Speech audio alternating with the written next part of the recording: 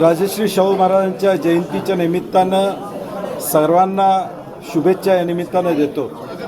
ज्या छत्रपती शाहू महाराजांनी समतेचा संदेश आणि सर्वांना बरोबर घेऊन जाण्याची भूमिका घेतली, त्यांची आज जयंती या ठिकाणी होते आहे आणि या जयंतीच्या निमित्तानं शाहू महाराजांच्या विचारानं या सरकारनं पावलं टाकावीत अशी आमची अपेक्षा असणार। अशा प्रकारची पावलं सरकार टाकते असं वाटते नाही, म्हणून मी म्हटलं की या विचारानं पावलं टाकावीत अशी अपेक्षा आहे। शेतकऱ्यांच्या कर्जमाफीचा विषय असू दे, चाललेला राज्यातला एकूण कायदा आणि सुव्यवस्थेचा प्रश्न त्या ठिकाणी असू दे, एल निनोमुळं झालेले पाऊस न आल्यामुळं आलेल्या अडचणी असू देत, या सगळ्यांवर ज्या पद्धतीनं शाहू महाराजांनी सगळ्यांना बरोबर घेऊन कारभार करण्याची भूमिका घेतली, सामान्य माणसाचा विचार करून भूमिका त्या ठिकाणी राज्यकारभार केला, तीच अपेक्षा सरकारकडून असणार। संजय दिना पाटील यांनी ज्या पद्धतीने पत्रकारांना भाषा वापरली, धमकी दिली, कसं बघताय? कारण सत्ताधाऱ्यातले लोकप्रतिनिधी असं वाटतं। नाही, मला वाटतं सरकारचा हा आशीर्वाद असल्याशिवाय होऊ शकत नाही। आज ते डायरेक्ट बोलतात की 5 जणांचा खून झाला होता, त्याच्या संदर्भातलं वक्तव्य त्यांचं त्या ठिकाणी दिसून आलं। दुसरं, पत्रकार शेवटी आज राजकीय ज्यावेळी एखादी घटना घडते त्यावेळी पत्रकार येतातच, तुमची बाईट घ्यायचा प्रयत्न करतातच। तुम्हाला पाहिजे असेल त्यावेळी मग पत्रकारांना भेटणार आणि त्यांना पाहिजे असेल त्यावेळी नाही भेटणार, असं होऊ शकत नाही राजकारणामध्ये। पत्रकारांना सामोरं जावंच लागतं आणि संयमानं जावं लागतं। ती जी भाषा वापरली याचा अर्थ काय? वर्धास्त, राज्य शासनाचा वर्धास्त आहे। प्रसारमाध्यमांनी देखील आता विचार करणं गरजेचं आहे की याच्यावर आता प्रसारमाध्यमाच्या सर्व संघटनांनी निषेध केला, कुठं त्याच्यावर FIR नोंद झाली का, पोलिसांनी त्यांना चौकशीला त्या ठिकाणी बोलवलं का? मला वाटते हे राज्याचा वर्धास्त असल्याशिवाय असं धाडस कशाला करतात? ज्यावेळी एखादा सत्तेतला लोकप्रतिनिधी या पद्धतीची भाषा वापरतो त्याला अभय असतं, ते सरळ म्हणतात कमिशनरकडे जावा, कुणाकडेही जावा, म्हणजे अभय आहे। मला वाटतं मुख्यमंत्र्यांनी या राज्यामध्ये कायदा आणि सुव्यवस्था आहे असा जर मेसेज द्यायचा असेल तर कारवाई करावी अशी आमची अपेक्षा आहे। किमान 4था स्तंभ तरी या ठिकाणी न्यूट्रल राहील एवढ्यासाठी जे प्रयत्न करणं अभिप्रेत आहेत ते सरकारनं करावेत।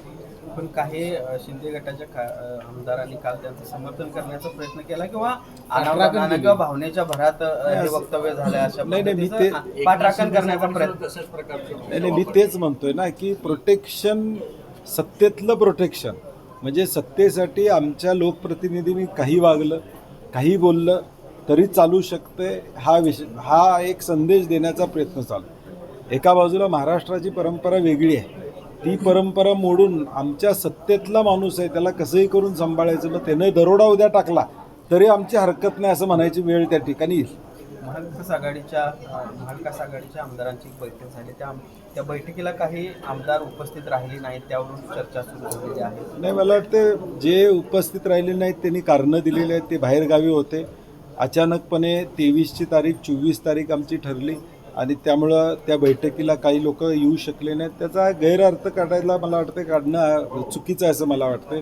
कुठंही कारण नसताना संशयाचं वातावरण किंवा कुणाबद्दल चर्चा करणं हे संयुक्तिक नाही असं माझं मत आहे। पण ठाकरे गटाचे 4 आमदार एकनाथ शिंदे यांना भेटले ते काय नेमकं? नाही, मला नाही वाटत की आत्ता जे राहिलेले आहेत 2022 साली ज्यांना जायचं होतं ते ठाकरे साहेबांना सोडून त्या ठिकाणी गेलेले आहेत। आता राहिलेले आमदार हे एकनिष्ठपणे उद्धव ठाकरे साहेबांच्यावर राहतील अशी आम्हाला निश्चितपणे खात्री।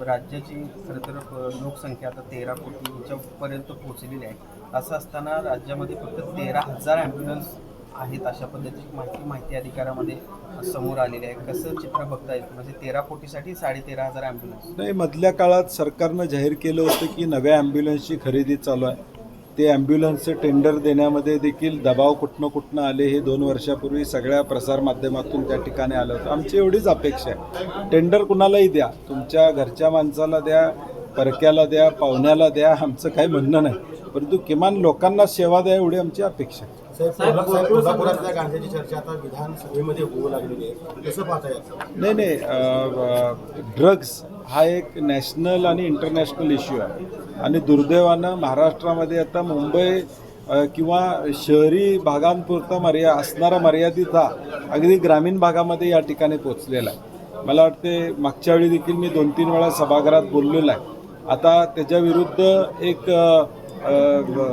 वेगळ्या पद्धतीनं जायसाठी एक दुसरी व्यवस्था गृह खात्याच्या अंतर्गत या ठिकाणी नार्कोटिक सेल वेगळा केलेला आहे. त्याला पोलीस त्याला अधिकारी देखील त्या ठिकाणी दिलेले आहे. त्यांना जे बळ लागतं, पुढची भरती आहे, मागच्या अधिवेशनात मी बोललो होते की राहिलेली भरती देखील पूर्ण करावी आणि याला सगळ्यांनीच सोशलीसुद्धा त्याच्यावर विचार करणं गरजेचं आहे. कारण की तरुण पिढी हे एक आंतरराष्ट्रीय रॅकेट आहे, आंतरराष्ट्रीय षडयंत्र आहे की आपला डेमोग्राफिक डिव्हिडंड जो काय भारताचा तो तरुणांचा आहे आणि हा तरुणांचा कुठं तर नशेत जावा जेणेकरून उद्या भारताची प्रगती थांबेल. आता मला वाटते ड्रग्ज येतात कुठनं, कशा पद्धतीने येतात त्याची तपासणी करणं, योग्य त्या उपाययोजना करणं ही सरकारची जबाबदारी आहे. मला वाटते सरकार ती पार पडत नाही अशी अवस्था आत्ताची.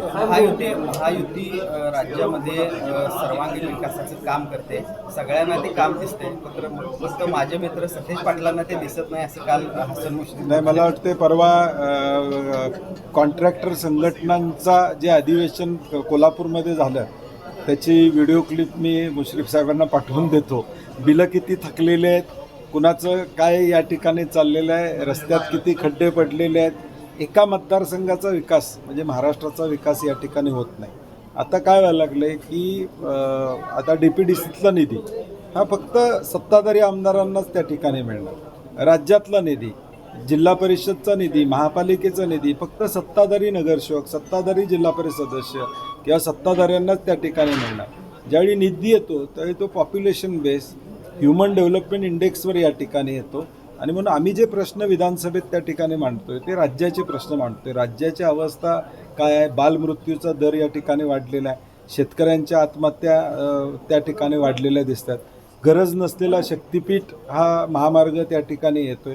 असे अनेक विषय आहे. MPSCनं नवीन आता परीक्षा ऑनलाईन ऑफलाईन या ठिकाणी जी ऑफलाईन होती ती ऑनलाईन घेण्याचा निर्णय घेतलेला आहे. त्यामध्ये विद्यार्थ्यांना विश्वासात घेणं अपेक्षित होतं, ते झालेलं नाही. असे मुद्दे काढले तर सरकार किती विकसनशील आहे हे या ठिकाणी दिसून येतं. शक्तीपीठ महामार्गाचा उल्लेख तुम्ही केलात. काल जिल्हा परिषदेची सभा झाली, त्या सभेमध्ये तो बहुमतानं नामंजूर करण्यात आला. यामध्ये काही म्हणजे भाजपची सत्ता असताना सुद्धा बहुतांशी भाजप सदस्यांनी देखील या सगळ्या शक्तीपीठ महामार्गाला विरोध केल्याचं बघायला. ग्राउंडची भावना बघितली तर हा शक्तीपीठ मार्ग गरजेचा नाही. कोल्हापूरमध्ये 11 नद्यातून हा महामार्ग जातो. 12 जिल्ह्यात गरज नसलेला महामार्ग ही सार्वत्रिक भावना. हा काय प्रोजेक्ट मुद्दामून कोण विरोध करतंय, विकासाच्या अडवाय असातला विषय नाही, परंतु वायबिलिटी या प्रोजेक्टची नाही हे सिद्ध होते आणि शेतकरी उद्ध्वस्त होणार आहे हे यातून निष्पन्न होतं. हे याचं म्हणजे त्याची कल्पना सगळ्यांनाच आहे, सर्व पक्षी लोकांना आहे. गोकुळ संदर्भात एक प्रश्न आहे. संजय येड्रावकरांनी बिनविरोध ही निवडणूक होणार असं सांगितलं आणि आपल्या तुमच्यासोबत आणि राज्य नेतृत्वाबरोबर देखील चर्चा झाली. काय तथ्य? अजून माझ्याबरोबर तशी काय चर्चा त्या ठिकाणी झालेली नाही. काँग्रेस म्हणून आम्ही 30 तारखेला आमचे सगळे ठराव आहेत हे धैर्यप्रसाद हॉलजवळून चालत जाऊन आम्ही AR ऑफिसला 30 तारखेला सकाळी 10-11च्या दरम्यान त्या ठिकाणी देणार आहोत. आम्ही लढाई करण्याची तयारी ठेवलेली आहे, कारण की गेल्या 5 वर्षात आम्ही म्हशीला असू दे, गाईला असू दे जादा दर दिलेला आहे, पैसे वाचवण्याचं काम केलेलं आहे, शेतकऱ्याला न्याय देण्याची भूमिका या ठिकाणी घेतलेली आहे आणि गोकुळ टिकला पाहिजे ही भूमिका माझी प्रामुख्यानं आहे. नाहीतर आता भावकीचा वाद राज्यातला आहे तो आता जिल्ह्यात आला आणि आता तो गोकुळमध्ये आला. आपण गोकुळ टिकूया असं म्हणून होर्डिंग्स केले, त्याच्यावरूनच हसन मुश्रीफ म्हटले की आम्ही कुठं मोडाय निघालो, आम्ही वाढवाय निघालो. नाही, आता गेल्या 3 महिन्यातली भांडणं बघितली तर काय चाललंय हे कोल्हापूर जिल्ह्यातला दूध उत्पादक सुज्ञ आहे. त्या सुज्ञ दूध उत्पादकांच्यापर्यंत लक्षात आलं की 4 पक्ष 5 पक्ष हे आत्ताच एवढं भांडा लागले तर पुढं काय होणार. हे सुज्ञ मतदार आहे आणि गोकुळचा मतदार हा पूर्णपणे सुज्ञ आहे. त्याचं अर्थकारण या गोकुळवर चालतं, त्यामुळे तो योग्य निर्णय घ्या. काल ठराव जमा करायला गेल्यानंतर नियोजनाचा अभाव मिळाला. मंत्री हसन मुश्रीफ यांना तिथं संताप व्यक्त करावा लागला. अधिकारी ऐकत नाहीत अशा पद्धतीची परिस्थिती. फोनवरून मालगाव यांना झापावं लागलं. जमत नसेल तर काम सोडा अशा पद्धतीची भाषा वापरावी लागली. कसं बघता एकूणच? कारण मुळात एक गट्ट्यांना शक्ती प्रदर्शन करणं किती योग्य होतं तिथनं सुरुवात आहे. आमचं म्हणणं होतं की प्रत्येक ठरावधारकांना स्वतंत्रपणे ठराव नेऊन त्या ठिकाणी द्यावे. ज्यावेळी तुम्ही 2000 लोक तिथं ठराव घेऊन जाता त्यांच्यावर आलेले 1000-2000 लोक, एवढी गर्दी होणार आणि गोंधळ होणारच आहे. शेवटी प्रशासनावर किती दबाव आणायचा महायुतीतल्या सगळ्या लोकांनी हे ठरवलं पाहिजे. एकाच वेळी 2-2, 3-3 हजार लोक गेले तर प्रशासनसुद्धा काय करणार आहे? तुम्ही टाईम देऊन दिवसभरात मग 1 महिन्याची मुदत काय ठराव द्याला? 1 महिन्याची मुदत निवडणूक नियमावलीत 1 महिन्याची मुदत कशासाठी आहे? की दररोज 100-200 ठराव आले तर महिनाभरात त्या लोकांना त्याची पोच देता येते, त्याचं व्यवस्थितपणे नोंदणी करता येते. ठराव ज्यांना आणला त्याची आता काल झालेल्या ठरावात कोणी दिला, कुणाची सही आहे, नेमका ठराव दिलेलाच माणसानं दिला का नाही, आता ह्याचा थांग पत्ता लागणार नाही. त्यामुळे आम्ही पहिल्यापासून म्हणत होतो की ठीक आहे, शक्ती प्रदर्शन आपण एखादा मेळावा घेऊया, जद्दतीनं मेळावा घ्यावा, परंतु लोकांनी दररोज जाऊन ठराव दिले पाहिजे, तरच त्या प्रशासनाला त्याची खातरजमा करता येईल. आता तुमच्या लक्षात येईल की ज्यावेळी 30 तारीख संपेल त्यावेळी दुबार ठराव किती आले.